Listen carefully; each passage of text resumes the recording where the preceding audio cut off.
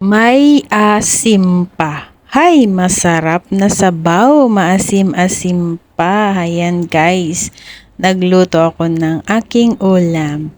Hello guys, meron ako ditong pechay. Yan, pechay. Hugasan natin tong mabuti. At ito yung isda na binigay sa akin ni Sir. Isisigang ko to guys. Ayan, hugasan lang din ng mabuti. Tapos, i-marinate natin ng asin. So, yan guys, di ko alam kung anong isda to. First time ko tong kakainin. Meron ako ditong luya at sibuyas, lemon at yung aking pechay. Yan. Maglagay ako ng tubig sa kaserola at aking tong pakukuluan.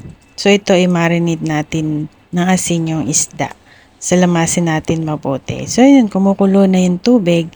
Lagay ko yung sili tsaka yung luya. At sumunod yung sibuyas. So, pakuluan muna natin ito guys. Yun, kumukulo na po. At inilagay ko yung isda. Yan. Hindi ko alam kung anong isda to. Binigay to sa akin ni Sir. Lutuin ko daw ulam ko. Ayan.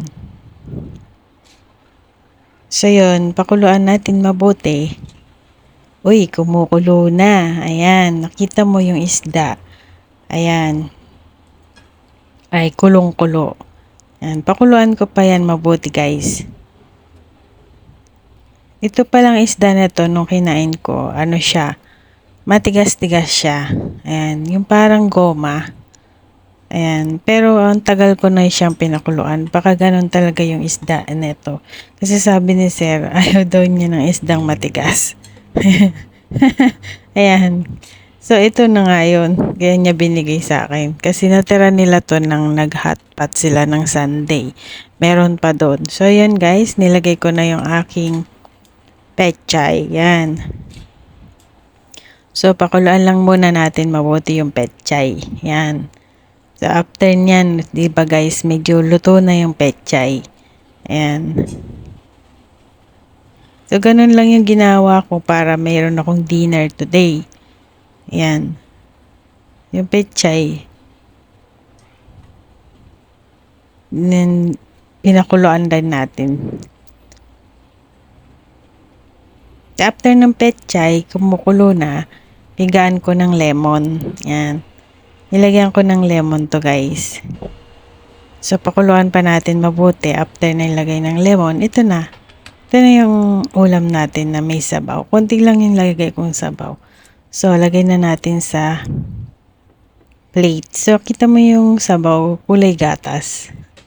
Ang sarap guys. Ang sarap higupin yan. Konti lang yung sabaw niyan. Nilagay ko. Yan. So, I hope you like this video. Please give me thumbs up, like, share, and comment down below.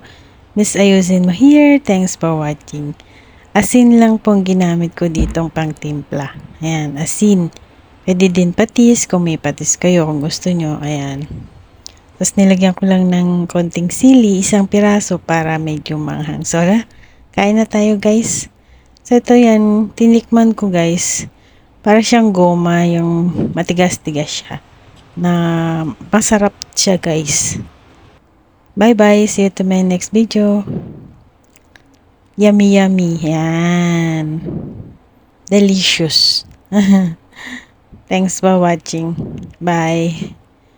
I love you all. Miss Ayusin mo here. Thank you, Mama.